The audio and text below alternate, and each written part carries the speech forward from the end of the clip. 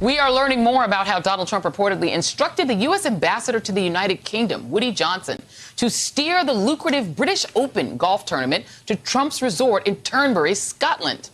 A former State Department official tells NBC News that the ambassador's deputy twice told Johnson not to make the request because it would be unethical, but that Johnson raised the issue with the British official responsible for Scotland during a 2018 meeting anyway.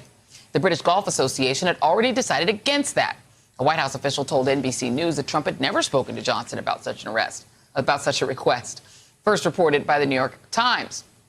Apparently, it's not the first time that Trump has recommended his overseas properties. Last September, Trump reportedly suggested that the vice president stay at his hotel in Doonbeg, Ireland.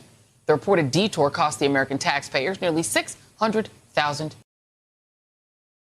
David Fahrenthold, Washington Post political reporter, and David K. Johnston, co-founder of DCReport.org. And David Fahrenthold, I'm going to go to you first.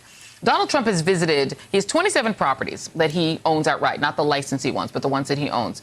And he's been in office, since he's been in office, he's visited 14 of them. We'll put them up on screen, including, of course, Mar-a-Lago, where he goes often and charges $200,000 to be there. Do you have a sense of how much money that he's made off of being president so far? Well, we have a guess. I should say that the U.S. government has not released a lot of the documents we've been seeking, so our records are pretty incomplete. But if you look just at what taxpayers have paid him, it's $970,000 at least.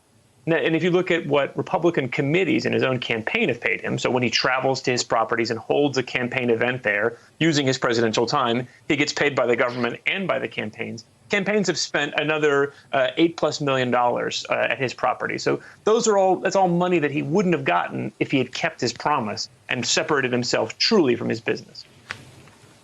Yeah, but then he wouldn't have been doing what he came in to do, right? I mean, David K. Johnston, there's a sense that Donald Trump admires kind of the way that, Vladimir Putin can do business, and one assumes it's just a kleptocracy where, oil gets sold and he gets a cut, and you just assume that is the way that government runs, and that he seems to admire that kind of government. But he's also openly taking foreign money in these businesses. He's under a lawsuit right now because you have the governments of Bahrain, the governments of Saudi Arabia, et cetera, staying in his hotels, and every time they swipe their black cards, they're paying the Trump family.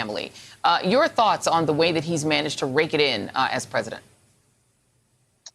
Well, Joy, if you or David or I go on a reporting trip and we find, say, a lamp we'd like to buy for our living room, we know you don't put that on your expense account.